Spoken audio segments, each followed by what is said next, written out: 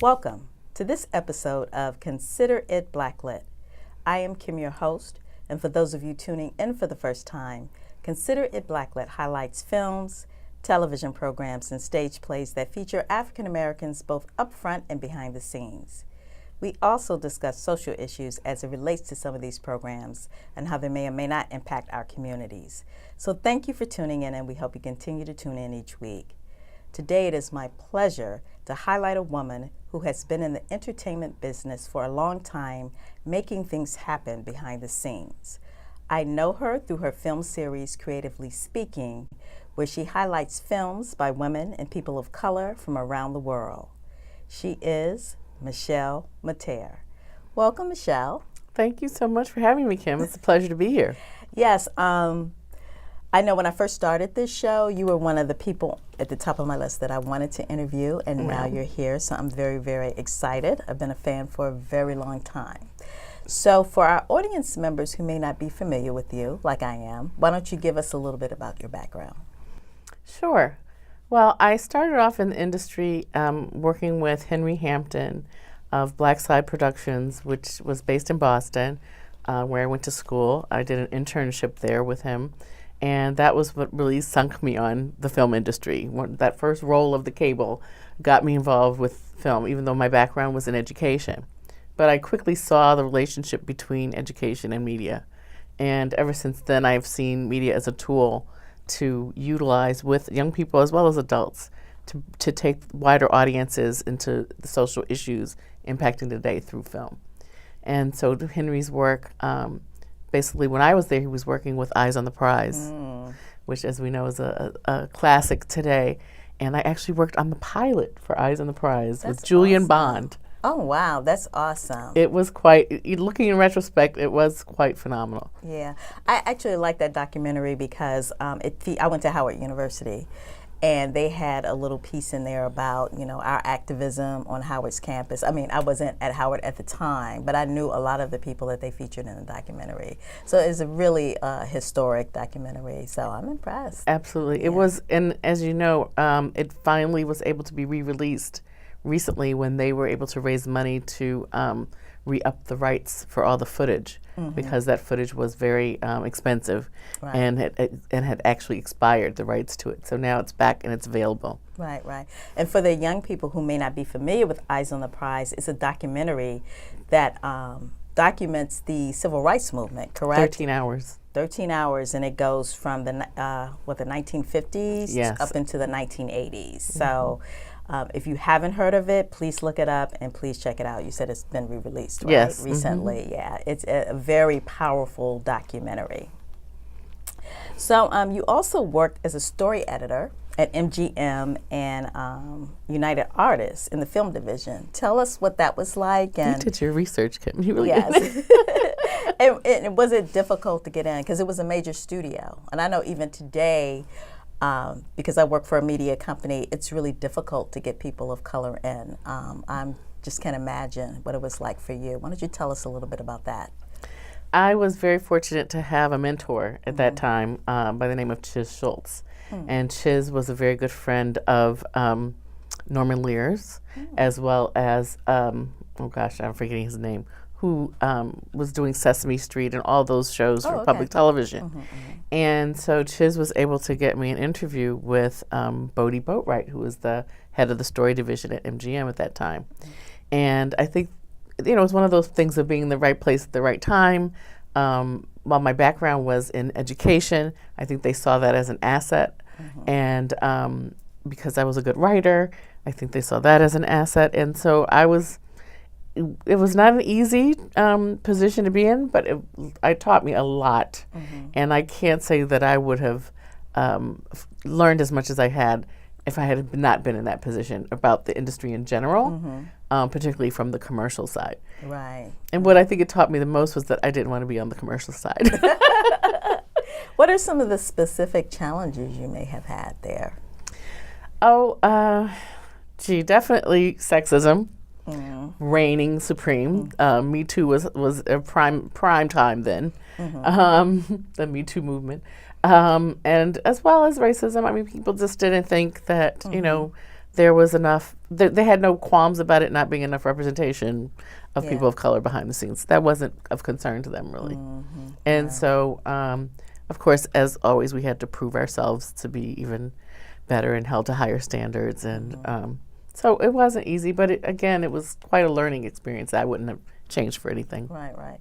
The only good thing about them holding us to a higher standard, it forces us to be like thorough in our skills. Absolutely. Because we can't afford to make mistakes. Exactly. They can make mistakes, but we can't make We're one not mistake. allowed, no. Yeah, exactly.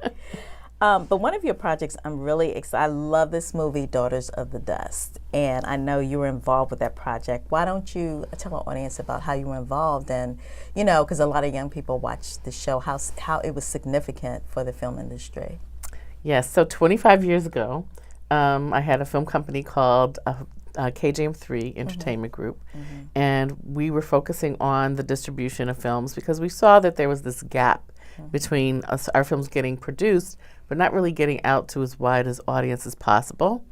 And Daughters of the Dust came to me because I worked with Women Make Movies, and Julie's films, Julie Dash, the filmmaker, her short films were in our collection. So I got to know Julie, and once the Daughters of the Dust was being produced, I actually was very anxious to make sure it got to a broader theatrical audience and didn't go straight to television, because it had the television premiere for PBS all set, but she did not have a theatrical all set.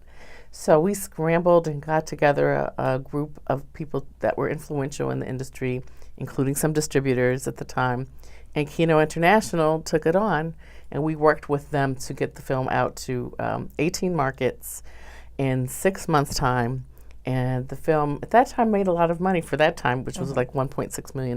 Wow, that's a lot of money for back then. It was, and as a result, today the film is still a classic. It's considered a classic. It had its 25th anniversary. Cohen Media Group just re-released a restored version of the film, which is absolutely beautiful. Because it was beautifully shot. Beautifully shot, but because of money issues, the film actually never had, we were actually producing prints from an answer print, not from a fine cut print. Oh, wow. And so the real quality of the film couldn't come all the way through until now. Wow. So I have to see it again. You do have to see it again. Plus the Blu-ray is fantastic. And Julie and I do an audio commentary together on the Blu-ray. So it's worth it. Wow. I have to check it out. I remember my favorite scene in the line.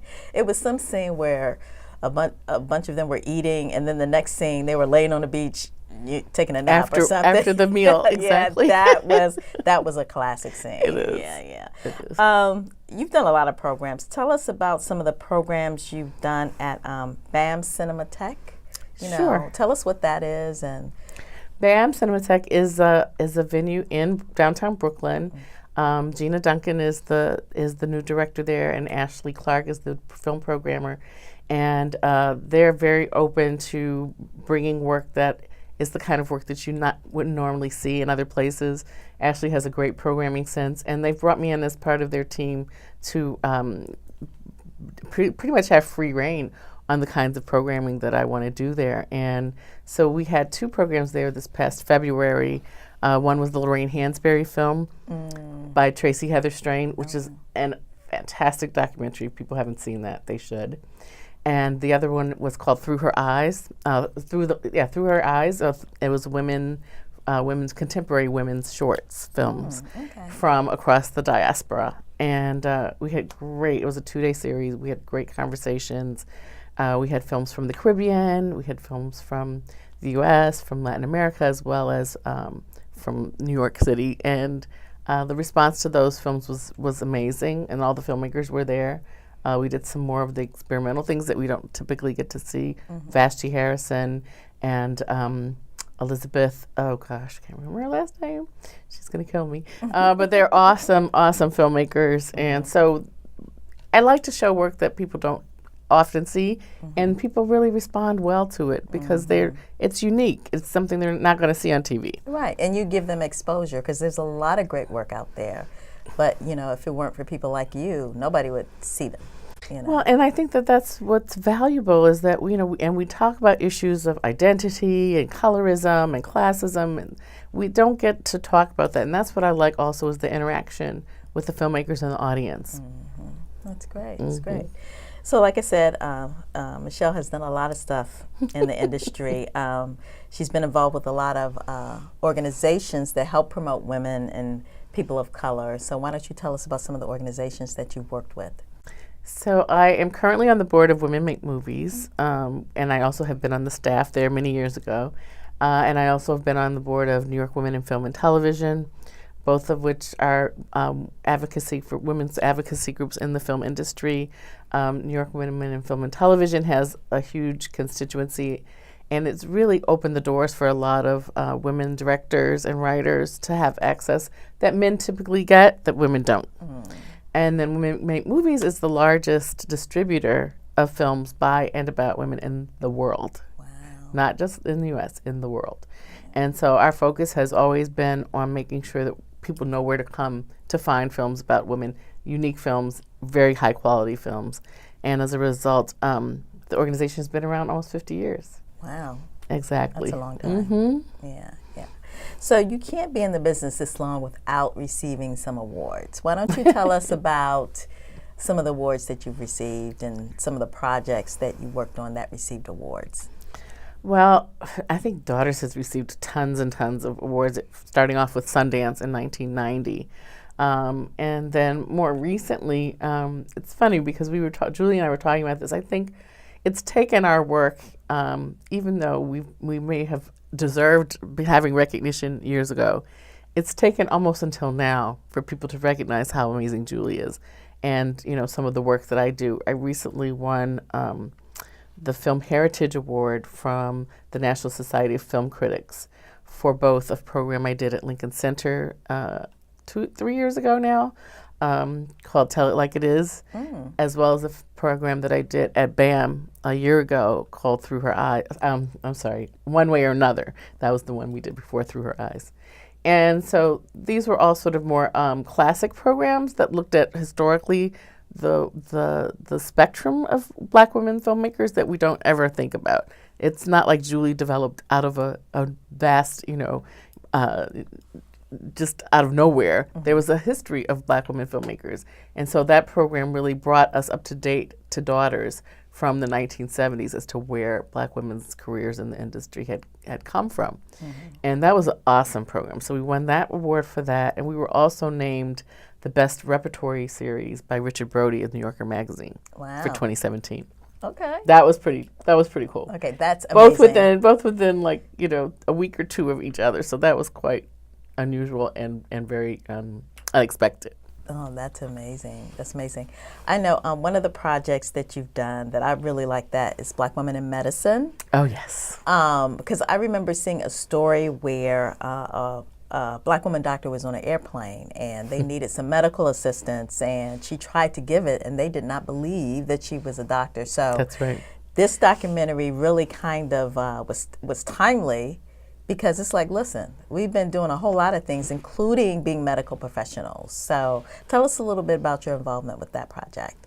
So I was fortunate to be a co-producer on that project. The filmmaker's name is Crystal Emery, who is a force of nature in her own right. She has had a lot of experience in the health industry, but she really wanted to do something positive. She really wanted to show Black women in a light that we don't get to see often. And this was the first time anything had ever been done on Black women doctors, believe it or not. Wow.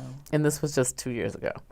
And so I worked with Crystal. We interviewed these amazing doctors from all over the country.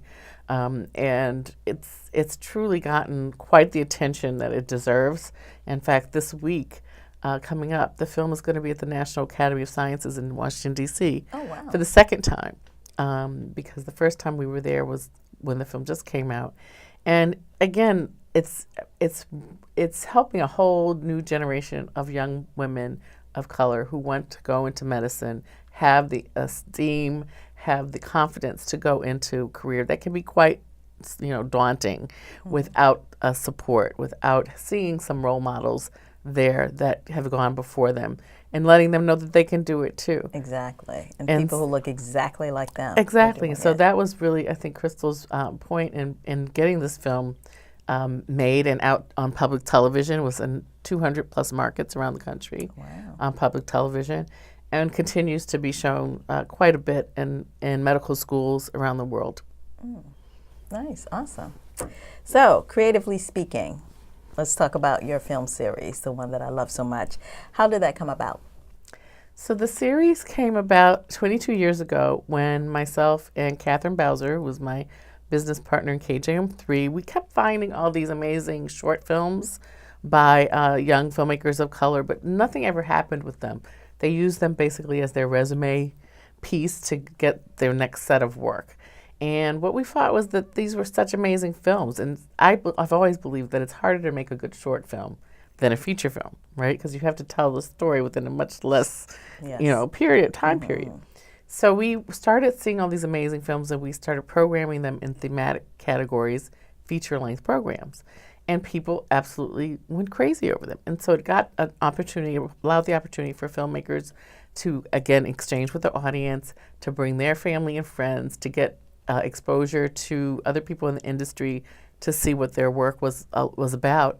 And I always like to tell the story that Malcolm Lee was one of our first filmmakers. Really? That's right. We showed his short films, as well as Julie Dash, of course.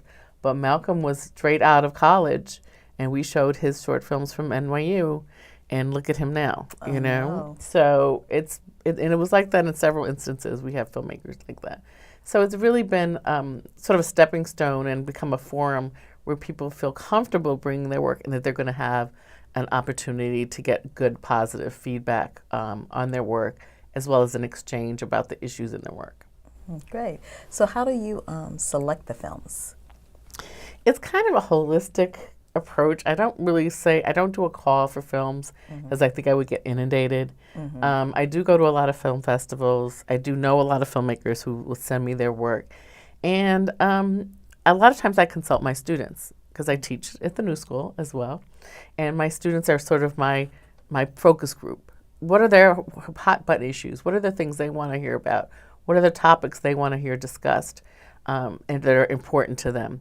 So we'll look at something, for example, one of the films that we used in the Through Her Eyes program was called De Colores, and that was one of my students' films.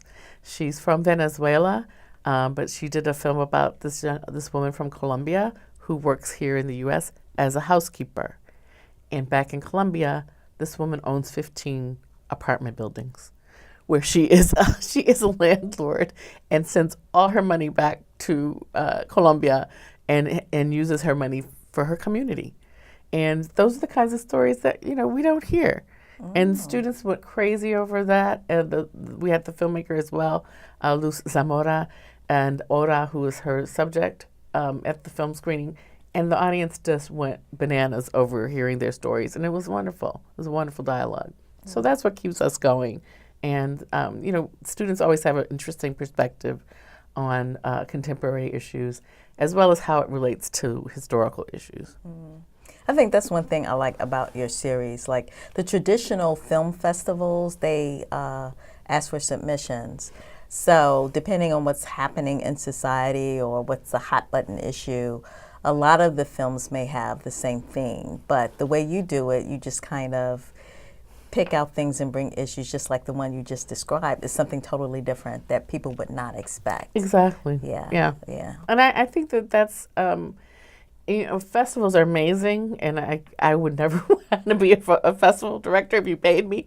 But I think that festivals have a little less self-sustaining because they sort of go along with the trends. I have the opportunity with Creatively Speaking to be go a little more in depth and to cover things a little more in depth and not just sort of gloss over them, and to really look into issues that are of interest to a lot of different communities of people, not just one or two, not just film enthusiasts, but we get film enthusiasts, we get people from the community, We get people from various advocacy groups around the topics that we're discussing. So it's a real spectrum of audiences that you don't get if you go just to a regular film festival typically. Good. So how often do you screen and where do you screen? So this, the schedule varies from year to year, depending on how much energy I have. And as I was just describing to you before we went on the air, I actually realized I did 7 programs from February to April this year. And you have I have a full-time job. Yes, a full-time job. Yeah. Yes, I teach full-time. So that was a bit much, but it was really, it was quite encouraging, and it was very energizing, and the response to all the programs was very enthusiastic. We screened at St. John's University, we screened at BAM, we screened at the Metrograph, we screened at the New School. We had a program at the New School for Dr. King's commemoration. And it's always a labor of love.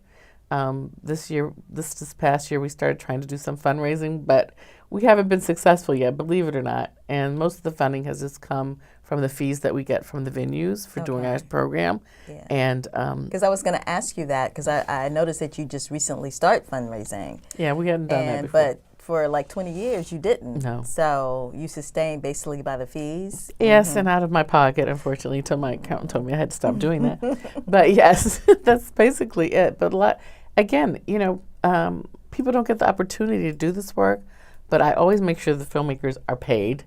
I don't like the fact that people think filmmakers, for some reason, shouldn't be paid for their work. They're artists, they're craftspeople, and as we know, film is a very expensive business, and so we always make sure that filmmakers get at least an honorarium for their work, and not a rental fee as well, because they deserve it, and the work deserves it. So are you taking donations? Oh, absolutely. If somebody wanted to donate, where could they donate? They can go to our website, which is www.creativelySpeaking.tv, and we have a link to we have a fiscal sponsor through New York Women in Film and Television. Okay. So it's tax deductible, as long as our president doesn't do away with that. And so we do accept any donations. We appreciate that. Thank you. Okay. One thing I like about your series too is the Q&A. You encourage dialogue. Yes. And I'm sure you've had passionate conversations. Could you share with our audience, some of the most passionate or things that kind of stick in your mind? So I think the first time we showed Charcoal by Francesca Andre, it's a 5-minute film, literally 5-minute film, but it's about colorism. And in the film, you see a young woman of color transform from this light makeup that she had on to her natural self, from this straightened hair that she had to her natural hair. Wow. And you see this transfer literally in 5 minutes, and people were just sort of sitting there shocked that this, is still going on today. But it's still going on today, as we know. Our standards of beauty are held to this different type of standard that we feel we must adhere to, and it's still, I think Daughters actually was one of the things that made it so popular. Was it was one of the first places that we got to see Black women with their natural hair. And I always want to credit Julie for that, and Julie says, I don't know if that was it, but if you notice, back in the early 90s, that's when it first started. The people started saying, why am I only straightening my hair? Why can't I show my own hair?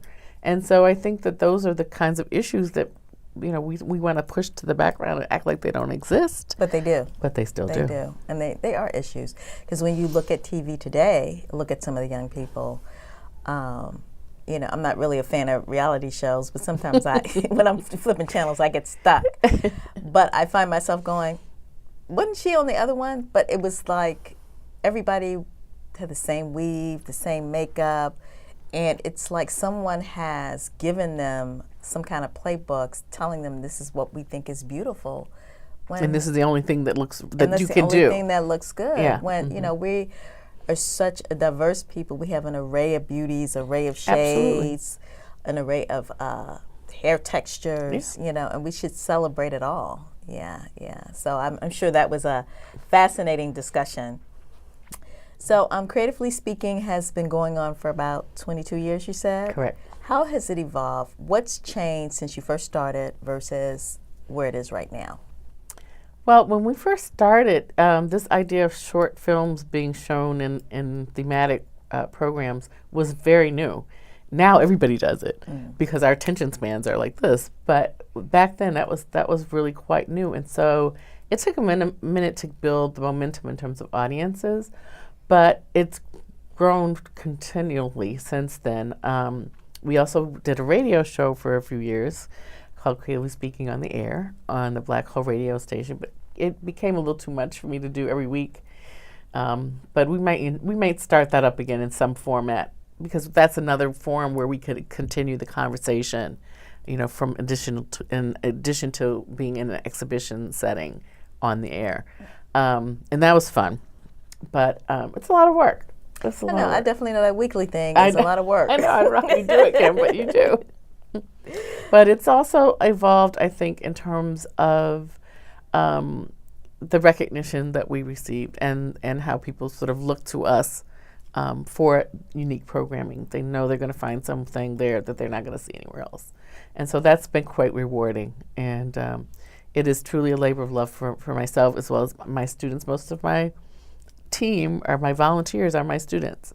And that's basically who works with me, and they gain a lot of experience that way as well. And so they get to learn about other kinds of jobs other than just producing, writing, directing. There's lots of other things that we need people to do behind the scenes. And we need to expose them to it. Because I have a nephew who just graduated from high school, and he likes to do comics, but he also likes IT. And I was like, have you looked into animation? So, when he came to visit me, I had him go to a big network studio so he can look at the facility to see where they do the graphics, animation, and all that. And it's just about, and his eyes lit up. So it's about exposure. And as soon as he found that out, that's a possibility for him. That's a possibility, yeah. yes. Mm-hmm. Yeah, so he wants to study that in school. And, I think that's why what you do is so good. It's just exposing people to what's there, because it's been in such a closed circle for so long, and they make it seem like you have to jump over like these big hurdles to get there, or you have to have some special like magic in order to do the job. But if you give them the opportunity, they can do the same thing. And it's also, having a mentor, I think, is also the most helpful thing. Mm-hmm. So I try to be a mentor, and I encourage other of my colleagues to be mentors. Awesome. Yes. Awesome. So everybody, we're going to put all the information about Creatively Speaking on the screen so you can reach out and you can support Michelle Materre. She's been doing this for a very long time, and all of her work has been in support of filmmakers, getting them distributed, getting them seen and visible, and giving them exposure to other jobs that are behind the scenes. So until next week, that's our time for today. Consider yourself Blacklit. Thank you.